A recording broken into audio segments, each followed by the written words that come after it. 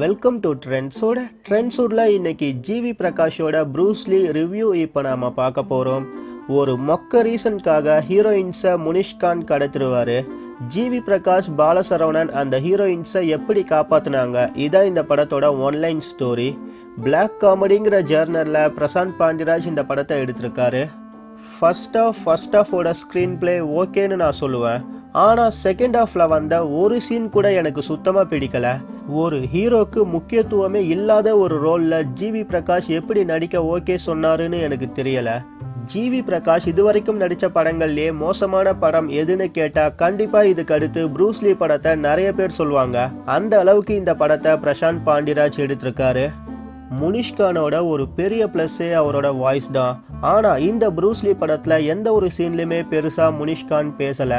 முண்டாசுப்பட்டியாக இருக்கட்டும், இல்லை லாஸ்ட்டாக ரிலீஸ் ஆன மாநகரமாக இருக்கட்டும், அதில் பார்த்த முனிஷ்கானோட பர்ஃபார்மன்ஸை இந்த ப்ரூஸ்லி படத்தில் நம்மளால் பார்க்க முடியலை.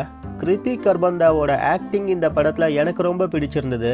ஃபர்ஸ்ட் ஹாஃபில் கிருத்திக் கர்பந்தா நிறைய சீன்ஸில் வந்தாலும் செகண்ட் ஹாஃபில் கம்மியான சீன்ஸில் தான் வந்திருக்காங்க. பாலசரவணன், மொட்ட ராஜேந்திரோட காமெடி எந்த ஒரு இடத்துலையுமே சிரிக்க வைக்கல. வீடியோ கேமில் வர மாதிரியான மியூசிக்கை, பேக்ரவுண்ட் மியூசிக்கை இந்த படத்தில் கொடுத்துருக்காங்க. சாங்ஸும் கேட்குற மாதிரி இந்த படத்தில் இல்லை. இந்த படத்தோட கிளைமேக்ஸ் லொக்கேஷன்னு போடுவாங்க. அந்த ஒரு சீனில் மட்டும்தான் ஆடியன்ஸ் எல்லாருமே கை தட்டினாங்க. தமிழ் சினிமா ஹிஸ்ட்ரியிலேயே இப்படி ஒரு மோசமான கிளைமேக்ஸ் எந்த ஒரு படத்துலையுமே வச்சதில்லை. எந்த ரீசன்னால பிரசாந்த் பாண்டிராஜோட இந்த ஸ்டோரியை ப்ரொடியூசர் ஓகே சொல்லி படமாக எடுத்தாருன்னு எனக்கு தெரியலை.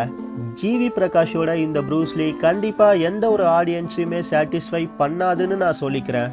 இந்த படத்துக்கு நாங்கள் 5க்கு 2 மார்க் கொடுக்குறோம். இந்த சேனல் உங்களுக்கு பிடிச்சிருந்தா சப்ஸ்கிரைப் பண்ணுங்கள். நன்றி.